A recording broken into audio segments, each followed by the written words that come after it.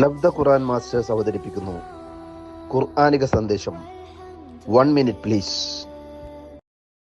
അസ്സലാമു അലൈക്കും വറഹ്മത്തുള്ളാഹി. അൽഹംദുലില്ലാഹി റബ്ബിൽ ആലമീൻ. പ്രവാചകൻ സല്ലല്ലാഹു അലൈഹി വസല്ലം ഒരിക്കൽ പറയുകയുണ്ടായി, നിങ്ങൾ ഖുർആൻ അവതീർണമായ രൂപത്തിൽ കേൾക്കാൻ ആഗ്രഹിക്കുന്നുണ്ടെങ്കിൽ ഇബ്നു മസ്ഊദ് റളിയല്ലാഹു അൻഹു കേൾക്കട്ടെ. ആ ഇബ്നു മസ്ഊദിനെ വിളിച്ചിട്ട് ചോദിക്കുന്നുണ്ട് പ്രവാചകൻ, ഖുർആനിലെ ഏറ്റവും നല്ല വചനം ഏതാണെന്ന്. അദ്ദേഹം പറഞ്ഞു, അള്ളാഹും പ്രവാചകനും അറിയാം. വീണ്ടും ചോദ്യം ആവർത്തിച്ചു. അപ്പോൾ അദ്ദേഹം പറഞ്ഞു, അഊദു ബില്ലാഹി മിനശ് ശൈത്താനിർ റജീം, അല്ലാഹു ലാ ഇലാഹ ഇല്ലാ ഹുവൽ ഹയ്യുൽ ഖയ്യൂം ലാ തഅഖുദുഹു സിനത്തും വലാ നൗം ലഹു മാ ഫിസ് സമാവാതി വമാ ഫിൽ അർദ്.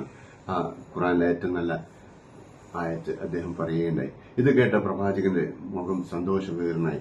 അദ്ദേഹത്തിന്റെ നെഞ്ചത്ത് കൈവച്ചുകൊണ്ട് പറഞ്ഞു, അല്ലാഹു അദ്ദേഹത്തിന് വിജ്ഞാനം നൽകി എന്ന്. സഹോദരന്മാരെ, ഇതിന്റെ ആശയം ഉൾക്കൊണ്ടുകൊണ്ട് ജീവിക്കാൻ നാം ഓരോരുത്തരും തയ്യാറാകുക. അല്ലാഹു തൗഫീഖ് നൽകുമാറാകട്ടെ. അസ്സലാമു അലൈക്കും വറഹ്മത്തുള്ളാഹി.